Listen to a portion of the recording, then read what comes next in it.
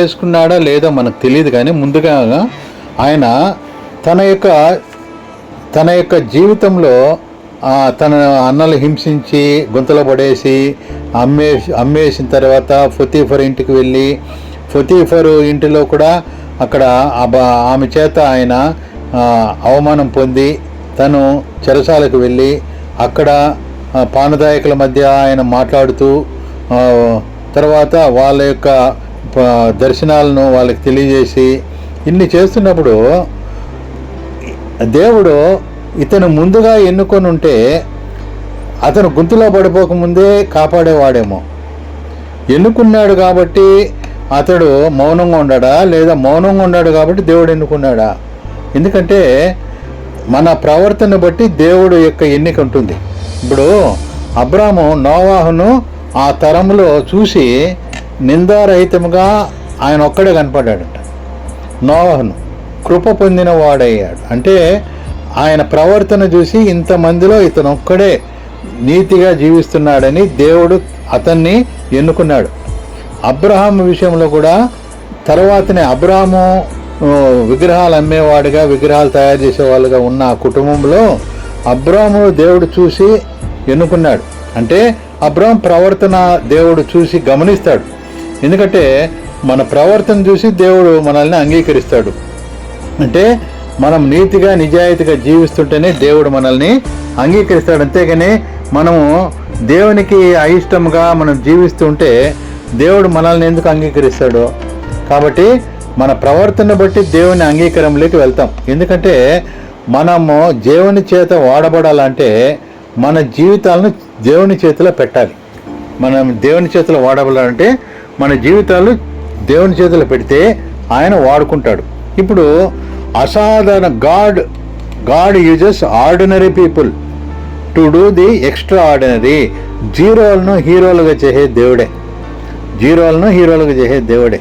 అంటే సాధారణమైన మనల్ని దేవుడు ఒక నాయకుడిగా 20 లక్షల మంది నడిపించిన నాయకుడిగా, అంటే మోసే ఎవరో తెలియని జనాల మధ్య 40 లక్షలు 20 లక్షల మంది నడిపించిన నాయకుడిగా దేవుడు నిలబెట్టగల శక్తిమంతుడైన.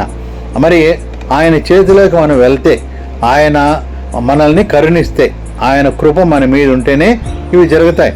కాబట్టి అసాధారణమైన వాటిని చేయుటకు దేవుడు సాధారణమైన ప్రజల్ని ఎన్నుకుంటాడు. దేవుడు తనకు సంకల్పాలను నెరవేర్చుటకు మనుషులు కావాలి ఆయనకి. దేవుడు డైరెక్ట్గా చేయొచ్చు కదా, దేవదూతల ద్వారా చేయొచ్చు కదా అంటే ఆయన చేయడు. దేవదూతల ద్వారా కూడా ఆయన ఏం చేయడు. దేవుడికి మనుషులే కావాలా, నరులే కావాలా. నరుల ద్వారా ఆయన అద్భుతాలు చేయాలని నరులను ఆయన వెతుకుతున్నాడు. అందులో దావీదు లాంటి వాళ్ళు, మోసే లాంటి వాళ్ళు, అబ్రహాము లాంటి వారు దేవుడిని కనిపించాడు. దేవుడు వారిని వాడుకున్నాడు. అలాగే దేవుడు తన సంకల్పములను నెరవేర్చుటకు విరిగిన హృదయాలను కూడా వాడుకుంటాడు. విరిగిన హృదయాలు అంటే సాధారణంగా ఏదైనా విరిగిపోతే ఈ లోకము దాన్ని ఏం చేస్తుంది? తిరస్కరిస్తుంది. విరిగిపోయింది ఎందుకో మన ఇంట్లో పెట్టుకోవడము, ఏవైనా వస్తువులు విరిగిపోతాయనుకో, విరిగిపోయింది ఎందుకు మనకు అవసరం లేదని పక్కన పడేస్తాం. కానీ దేవుడు అలాంటి వాడు కాదు. ఆయన విరిగిన వాటిని తన సంకల్పము నెరవేర్చుకున్నట్టుకు ఉపయోగించుకుంటాడు.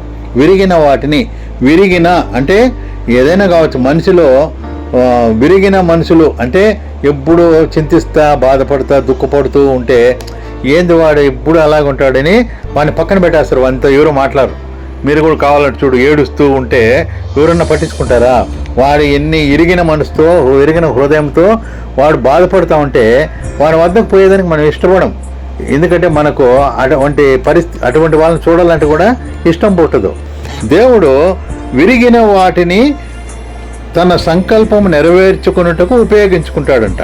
అది కీర్తన 51లో చూస్తే అక్కడ దావీదు తన పాపమును పరిస్థితులను బట్టి విరగొట్టబడ్డాడు. దావీదు విరగొట్టబడుట అనేది మనసుకు శరీరానికి సంబంధించిందే. అంటే ఆయన పాపములో పడిపోయిన తర్వాత నాతాను చెప్పిన తర్వాత ఆయన విరగొట్టబడ్డాడు. హృదయం కూడా విరగొట్టబడింది, మనసు కూడా విరిగిపోయింది. మరియు అటువంటి పరిస్థితిలో ఎవరికి దావీదు కావాలా? ఎవరికి అవసరం లే.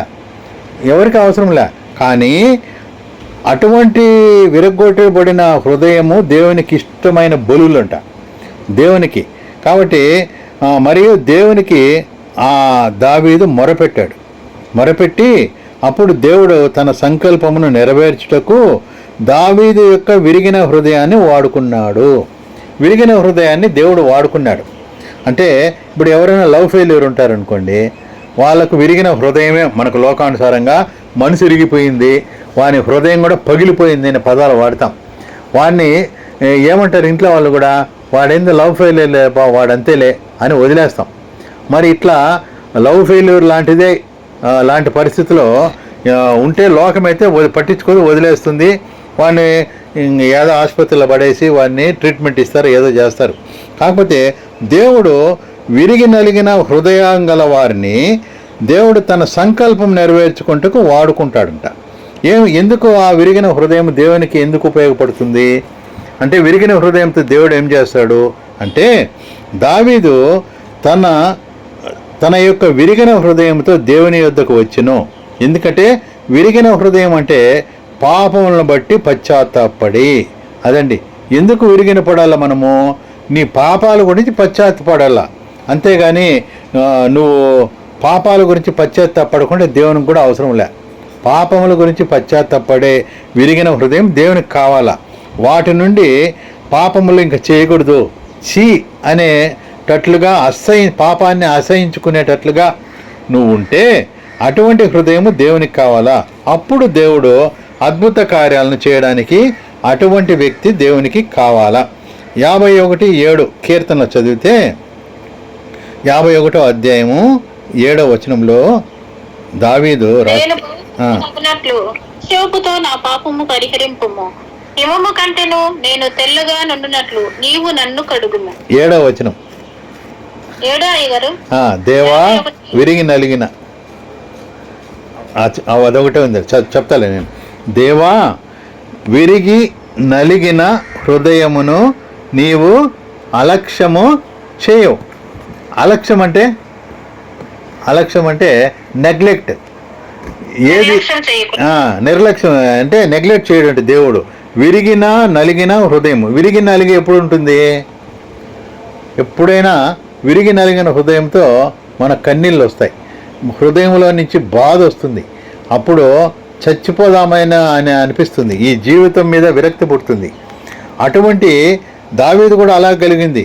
ఎంత తప్పు చేశాను నేను అని విరిగిపోయి నలిగిపోయి ఆయన ఎంత ఏడ్చాడో మనకైతే తెలియదు. కానీ అటువంటి పరిస్థితిలో ఉన్న దావీదు హృదయాన్ని దేవుడు అలక్ష్యం చేయడంట. ఎంత జాలిగల అర్థం చేసుకొనగల దేవుని మనం కలిగి ఉన్నాం. ఇటువంటి దేవుణ్ణి మనం కలిగి ఉన్నామంటే ఎంత గొప్ప విషయం కదా. ఈరోజు దేవుళ్ళకి ఎట్లా అంటే వాళ్ళు కావాలంటే యుద్ధాలు చేసేవాళ్ళు, గర్వంగా బాడీలు పెట్టుకొని నన్ను మించినోడు లేదు అనే వాళ్ళకు దేవునికి అవసరం లేదు కదా. అన్నిలంతా అలాంటి వాళ్ళని కోరుకుంటారేమో. కానీ బైబిల్లో మనకు యేసు ప్రభు ఎలాంటి విరిగి నలిగిన హృదయం నాకు కావాలంటాడు. కాబట్టి దావీదు హృదయాన్ని దేవుడు కోరుకున్నాడు. ఎందుకంటే విరిగిన నలిగిన హృదయము ఆయనకిష్టమైన బలి. నువ్వు ఎంత బలైనా ఇచ్చుకో, అవన్నీ ఏమి అంతకి ఇష్టం లేదు. కానీ విరిగి నలిగిన హృదయమే దేవునికి ఇష్టమైన బలి కదా, ఇష్టమైన బలి అంట. మరి అటువంటి దావీదు పాపమును వ్యభిచారం చేశాడు. పాపం చేయడానికి వ్యభిచారముతో హత్యను కూడా చేస్తున్నాడు.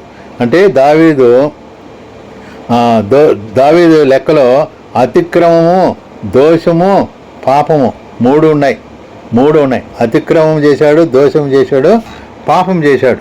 ఇవన్నీ చేసిన దావీదు విరిగి నలిగిన నాతాను చెప్పగానే విరిగి నలిగిన హృదయంతో ఉన్న ఆ యొక్క దావీదు నెక్స్ట్ అదే ఇంపార్టెంట్. విరిగి నలిగిన హృదయంతో ఉంటే నువ్వు పోయి ఉరితాడేసుకొని చచ్చిపోవాలనుకుంటున్నావా? పోయి ట్రైన్ కింద తలబెట్టి చచ్చిపోవాలనుకుంటున్నావా? లేదా నీళ్ళలో దూకి చచ్చిపోవాలనుకుంటున్నావా? దేవుని వద్దకు రావాలనుకుంటున్నావా? ఇది చాలా ముఖ్యం. ప్రపంచంలో ఈ సిచ్యుయేషన్లోనే సాతాను ఏం చేస్తాడంటే వాడు ఊరి దగ్గరికి పంపిస్తాడు. లేదా ఊరేసుకో ఫ్యాన్కు ఉంది ఊరేసుకో అని చెప్తాడు.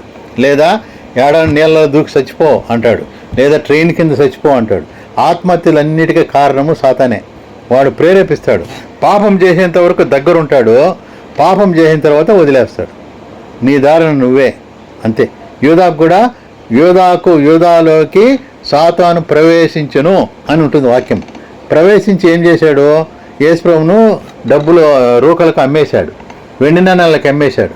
అమ్మేసి యేసుప్రభును భటులు వచ్చి పట్టుకొని వెళ్తుంటే యూదాను వచ్చి సాతాను వచ్చి ఆదరించిందా? ఆదరించలా, వదిలేసింది.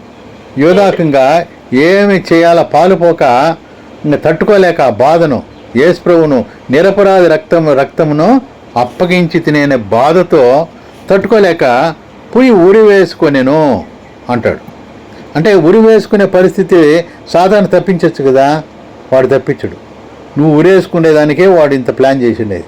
అంటే నువ్వు తప్పు చేయాలా, చచ్చిపోవాలా, దేవుని దగ్గరికి మాత్రం పోకూడదు అనేటట్లుగా ఆత్మహత్యలు ప్రేరేపించి అన్నీ చేసేది, పాపాన్ని ప్రేరేపించే ఇచ్చేదంతా సాతాను చీకటి క్రియలు. కాబట్టి నెక్స్ట్ దావీదు ఇక్కడ ఏడుస్తూ తన యొక్క పరుపు తేల చేసింది అనే వాక్యం ఉంటుంది. ఏడుస్తూ అలాగే ఉండిపోయాడా? ఇప్పుడే చాలామంది ఏడుస్తూ ఇలాగే బతికేస్తారండి. ఇప్పుడు కానీ దేవుని దగ్గరికి వస్తే దేవుడు నిన్ను వండర్ఫుల్గా లేపేస్తాడు, పైకి ఎత్తేస్తాడు, ఉన్నతంగా నిన్ను దీవిస్తాడు. ఎందుకంటే ఆ హృదయం కావాలా దేవునికి, విరిగి నలిగిన హృదయము కావాలా. అది ఆ సిచ్యువేషన్లో. అందుకే కన్నీటి ప్రార్థనకు కూడా చాలా విలువైంది జవాబు వస్తే ప్రార్థన. విరిగిన నలిగిన హృదయం ఇంకా పవర్ఫుల్. ఆ హృదయంతో దేవుని వద్దకు వచ్చి రావాలని దేవుడు కోరుకుంటున్నాడు. అట్టి వారితో దేవునికి ఇష్టమైన బలి అంట. కాబట్టి దావీదు ఆ హృదయంతో దేవుని వద్దకు వచ్చి మొరపెట్టేశాడని వాక్యము చెప్తుంది. దేవుని వాక్కు అతని యొద్దకు వచ్చినప్పుడు అతడు పశ్చాత్తాపడి, అదండి వాక్కు, ఎప్పుడైతే వాక్యం విన్నాడో దావీదు పశ్చాత్తాపడి వాటి నుండి వైదొలిగను, ఇంక నేనేమి పాపం చేయకూడదు అని వైదొలిగినాడు. దేవుని యొక్క కృప కొరకు వెదికాడు. ఆ వెదికే వాళ్ళలో నువ్వు నేను ఉన్నాం కాబట్టి ఈరోజు గ్రూపులో వచ్చి వాక్యం వింటాను. వెతకని వాళ్ళంతా బజారుల్లో ఊరేసుకొని చచ్చిపోయినారు, లేదా పిచ్చి పట్టిపోయినారు, లేదా దేవుణ్ణే వదిలిపోయారు, లేదా వాళ్ళ జీవితాల్లో వాళ్ళు నాశనానికి వెళ్ళిపోయినారు వాళ్ళు. ఎందుకంటే అటువంటి టైంలోనే దేవుని కృప కొరకు వెతకాలి. దేవుడు తన మహాకృపను బట్టి అతన్ని క్షమించి, చూడండి కృపగల దేవుడు ఏం చేస్తాడు? క్షమిస్తాడు. ఫస్ట్ అది దేవుని వద్దకు వస్తే క్షమిస్తాడు. నూతన జీవితమును మరియు శక్తిని అతనికి అనుగ్రహించును. నూతన జీవితం మరియు శక్తిని అనుగ్రహించును. ఇదే పరిస్థితిలో అన్ని దేవతల దగ్గరికి పోతే ఎంత ఖర్చు పెట్టాలా?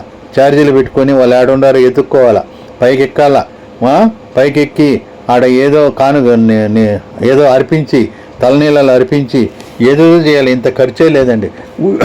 రక్షణ ఉచితం, ఫ్రీ. నువ్వు ఎక్కడుంటే అక్కడ కన్నీటితో నువ్వు ప్రార్థన, ప్రభువా నువ్వే నా దేవుడైతే నా పరిస్థితి ఇది, నేను నీకు నా హృదయాన్ని ఇస్తున్నా అంటే అక్కడే అయిపోతాం. మనం ఛార్జీలు పెట్టుకొని కొండలెక్కాల్సిన పని లేదు కదా. ఇంత దేవుడు మనకు అవైలబుల్గా ఉన్న దేవుని విడిచిపెట్టి ఎక్కడెక్కడో తిరుగుతున్నారు. కాబట్టి సత్యము బహుదూరంగాను లోతుగా ఉందంట. దాన్ని కనిపెట్టగలవారు ఎవరు?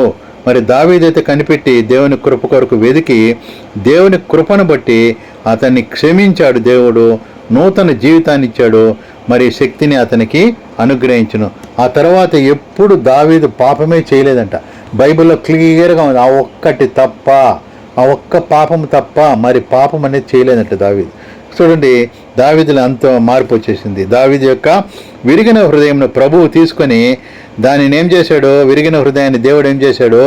మరమ్మతు చేసి తన సంకల్పాన్ని నెరవేర్చుటకు దానిని సిద్ధపరచెను.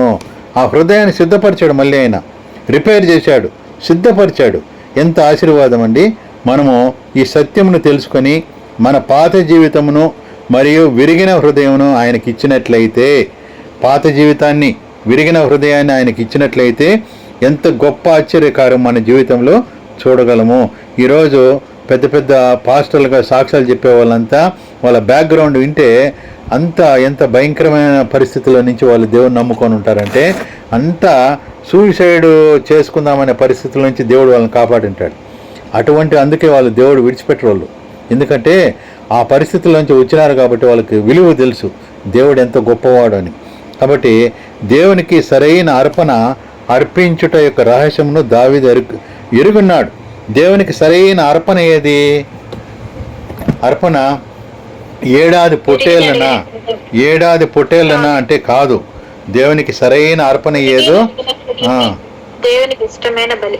దావీదు ఎరిగినాడు, ఆ రహస్యం తెలిసిపోయింది. అది తన చేతి నుంచో జోబు నుంచో ఇచ్చింది కాదు, తన హృదయం నుండి ఇచ్చినట్టుది అని దావీదు ఎరిగినాడు. తన హృదయం నుండి ఇచ్చినది. ధనము ఇచ్చినా, త్యాగాలు చేసినా, సేవ చేసినా అది చాలు అని మనం కొన్నిసార్లు ఆలోచిస్తున్నాం. చాలాసార్లు మనం ఏమనుకుంటామంటే డబ్బు ఇస్తే సరిపోతుందిలే దేవునికి, లేదా అన్నదానము వస్త్రదానం చేస్తే సరిపోతుందిలే, లేదా సేవ చేస్తే సరిపోతుందిలే అనుకుంటాం. కానీ దేవునికి ధనము, త్యాగము, సేవ అవసరం లేదు. కానీ మన హృదయము ఎలాగున్నదో అలాగే కావాలి. నీవు ఎలాగున్నావో అలాగే దేవునికి కావాలా.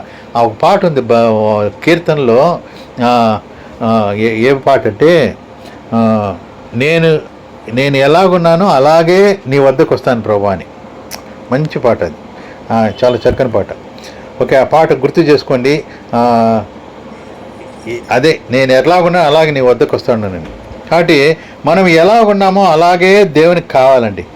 అలాగే యాజ్ ఇట్ ఈస్ విరిగి నలిగిన హృదయమును దేవుడు నిశ్చయముగా అంగీకరిస్తాడని దావీదుకు తెలుసండి. ఈ హృదయంతో నేను దేవుని వద్దకు పోతే దేవుడు తప్పకుండా అంగీకరిస్తాడని దావీదుకు తెలుసు. అది చూడండి, తెలుసుకోవడమే గొప్ప విషయం.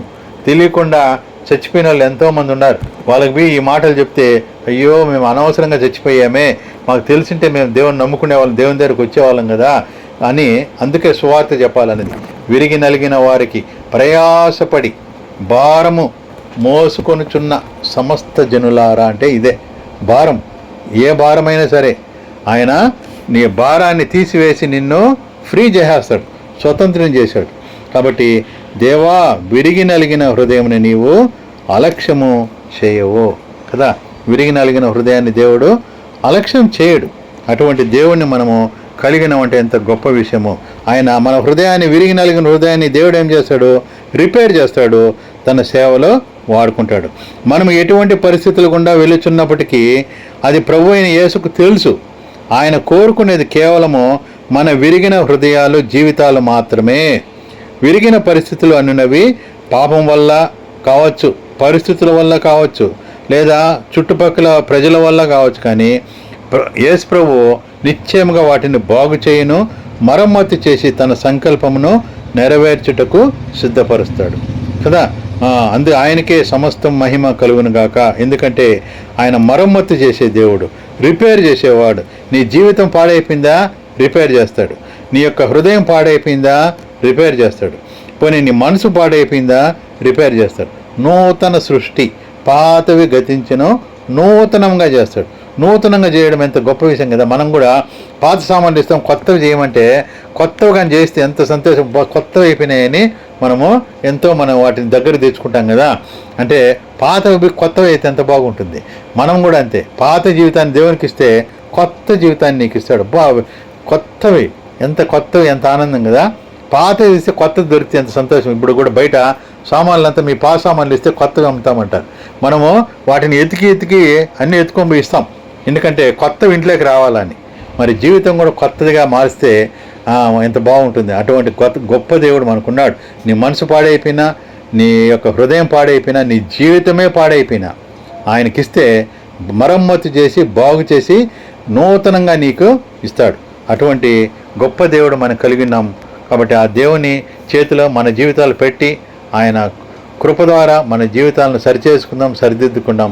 అట్టి కృపాధన్యత దేవుడు మన అందరికీ అనుగ్రహించును గాక. ఆమేన్.